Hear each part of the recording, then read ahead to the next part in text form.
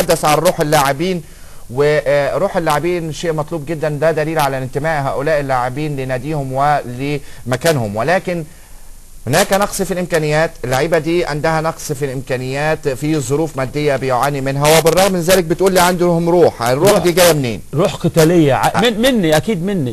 يعني انا جانب النفس بتلعب عليه يعني. انا يمكن من الفرقه اللي انا بسيبها لعدم وجود روح، يعني انهزموا ويمشوا عادي جدا. لا، نادي المنيا المباراه اللي فاتت دي كانوا بيبكوا على الثلاث نقاط، وما بصوش لمكافاه، ما بصوش لاي حاجه، ورغم الاصابات. يعني عاطف نصحي مصاب، محمود شعبان مصاب، كاستيلا مصاب، اشرف سليم مصاب، احمد صالح مصاب، احمد سمير مصاب، ولعبت بيهم الماتشات اللي انا كسبت بيها. يعني نص فريق مصاب، ومع هذا البدلاء كانوا على اعلى مستوى في الاداء.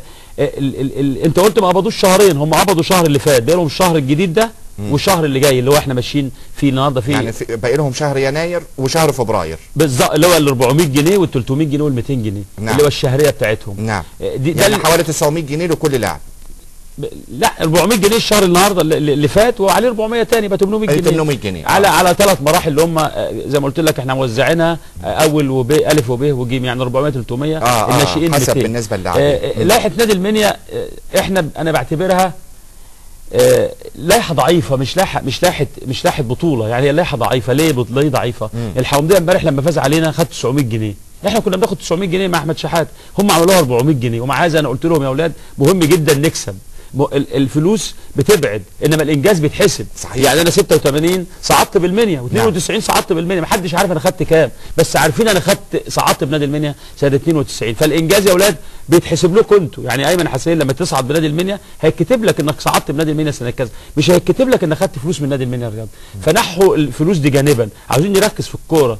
كان الاستاذ محمد سليمان موجود معايا احنا قبل ما نسافر بساعات قليله، والاتوبيس الولاد مش هيركبوا عليهم اللي ليه 100 جنيه اللي ليه 50 حاجات. يعني انا بعتبرها حاجات مش يعني عيب اتكلم فيها. انما لازم اتكلم على اساس انا جيل قناوي مطالب ان انا اصعد، يعني اسم جيل قناوي مطالب ان اصعد بنادي المنيا باي مكان باي امكانيات، بدون امكانيات لازم تصعد. وجهنا نداء للسيد المحافظ المنيا، واستجاب تقريبا مع الاستاذ محمد حمدي وقابله من قيمه يومين، وجدوله بعض الفلوس على 30,000 جنيه من الاستاذ محمد، على اساس يبقى ليه 70% من الايراد يصرف على النادي والانشطه اللي موجوده دي. يعني ده شيء جميل ان هو استجاب للولاد.